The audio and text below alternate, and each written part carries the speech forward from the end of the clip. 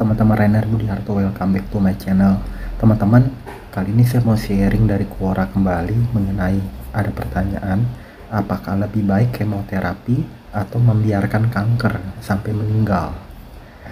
Saya ada menjawab sebetulnya, tapi saya ingin sharing review jawaban dari orang lain, yakni Bu Slamet, yang menjawab jadi mengenai apakah perlu orang yang kanker, apakah perlu kemoterapi atau membiarkan kanker sampai meninggal. Jadi kalau saya mau sharing jawaban saya dulu, sebetulnya ya lakukan yang terbaik. Kalau perlu kemoterapi, kalau perlu pengobatan, lakukan. Tapi kalau ini lihat keadaan, tapi kalau misalnya sudah parah banget, jadi kita bijaksana aja. Misalnya udah parah banget, ada pasien juga punya kesadaran, ya udah biarin. Misalnya umur sudah menua banget atau enggak, ya tingkat harapannya setelah dilihat-lihat, diperiksa, saran orang-orang ya demikian juga. Dan sebaiknya jujur aja ke pasien yang kena itu maunya bagaimana, sarannya bagaimana. Terus lihat keuangan kita juga. Cuman kan biasanya kalau di Indonesia segala udah ada badan penjamin jaminan sosial kan, jadi ada BPJS kesehatan yang semua ditanggung pemerintah atau pengobatan. Lakukan itu juga, jalani semua pengobatan tetap, tapi dilihat apakah bisa terus berjalan atau bagaimana teman-teman. Ini jawaban saya dulu ya. Kemudian ya makanan terus jaga aja, tapi lihat juga balik lagi levelnya, ini tingkat keparahannya bagaimana, tingkat kondisi keadaannya bagaimana, kayak gitu. Kalau memang ya udahlah, misalnya memang udah kelihatan menua banget atau udah nyebar banget, atau kondisi pasien tuh udah betul-betul misalnya nggak enak, lumpuh atau sakit nggak enaknya itu udah kelihatan banget, ya udah mau gimana kan, semua juga akan meninggal gitu teman-teman. Jadi kasih yang terbaik aja dulu. Yang terbaik itu ya bisa macam-macam, makanan enak apa, atau enggak kalau misal harapannya masih tinggi, ya betul-betul diobatin, betul-betul dijaga makanannya, betul-betul cari herbal. Kalau saya lebih ke herbal yang betul-betul bisa ini ngurangin, ngecilin, sembuhkan, kemudian jaga makanan, kayak gitu. Jadi yang terbaik semuanya. Kemudian ada sharing ya, dari Ibu Slamet tadi, tahun 2019 Juni kakak ipar tiba-tiba sakit perut teramat sangat saat liburan di Eropa, tidak bisa berjalan. Oke. Lalu lanjut pokoknya di Eropa. Nah ini berarti ini ada uang ya, atau enggak asuransinya aktif nih di luar negeri juga. Mungkin beli yang asuransi travel, jadi di cover. Kalau nggak ada asuransi travel di luar negeri kan mahal banget kali kayak gitu. Ya udah, jadi liburan tadinya 12 hari jadi 10 hari, dan terdiagnosa lagi di Swiss itu kanker pankreas. Jadi katanya king of cancer, rajanya kanker itu adalah kanker pankreas gitu teman-teman. Ya teman-teman hati-hati banget. Kemudian ya udah akhirnya pulang ke Jakarta, langsung sampai di Jakarta langsung ke rumah sakit, nggak pulang dulu. Kemudian dokter langsung melakukan cek segala macam, katanya itu pankreas. Terkejut, benar, konfirmasi. Kemudian dikatakan pencernaan sudah banyak ditumbuhi tumor-tumor. Dokter menyerah, intinya tinggal menunggu hari, karena diagnosa dokter usia kakak ipar tidak sampai 1 bulan. Ya udah, lalu dia nangis, lalu dia berobat ke Penang. Ada alternatif, dia di Penang.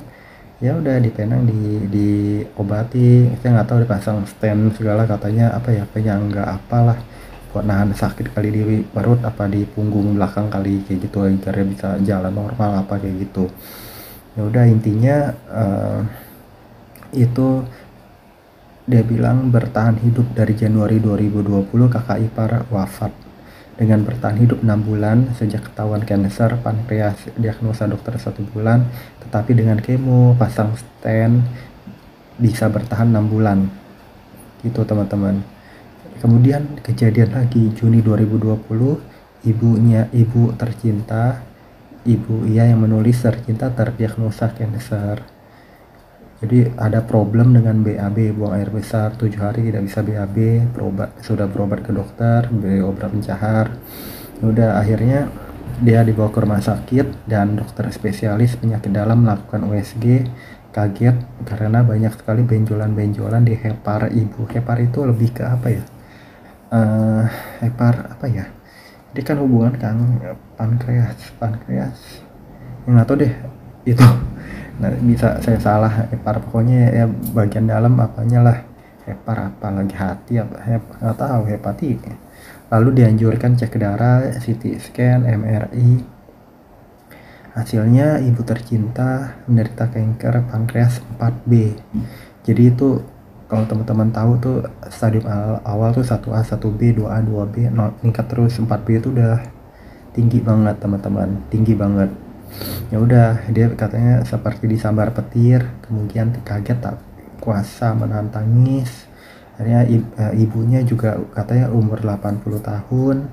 Kemudian si ibu nanya kenapa, Duk dia nanya, dia mau jawaban jujur. Lalu dia bilang, ibu juga bilang ya udah ini takdir Allah. Jadi dia juga anaknya jujur ke ibunya kayak gitu. Kemudian ibunya peluk dia, jadi mau perpisahan kali ya. Ya udah, makanya teman-teman, umur itu semua ada umurnya, semua ada batasnya. Kita betul-betul jaga makanan kita saat ini. Ya kita makan enak tapi bisa mencegah juga, pinter mengobati, iya biar umur panjang, biar kita nggak sakit. Tapi itu pun kan tetap ada kehendak Tuhan, terus nanti bisa aja ada masalah apa dalam kehidupan. Ya udah, akhirnya metode buat si ibunya ini kayaknya kalau dia bilang dia nggak ini apa, dia nggak kemo, atau ya mungkin kemo tapi minim banget. Tapi karena 80 tahun dia lebih ke gembirain ibunya tuh, bawa masakin makanan yang kesukaan ibunya. Jadi dia tahu nih mungkin hari-hari terakhir, lalu ajak jalan-jalan ke kampung halaman ibu di ujung Jawa Timur, kemudian ajak keluar negeri, domestik. Jadi semuanya bertujuan membuat ibunya senang. Ya udah, kemudian banyak minum herbalnya tuh rebusan kayu bajakah. Ibu jadi bisa BAB, lebih sehat. Akhirnya pada September 2021 ibu drop. Malam itu ibu gelisah, tidak bisa tidur karena badan sakit semua. Tulang rasa seperti seperti dilolosi kata ibu.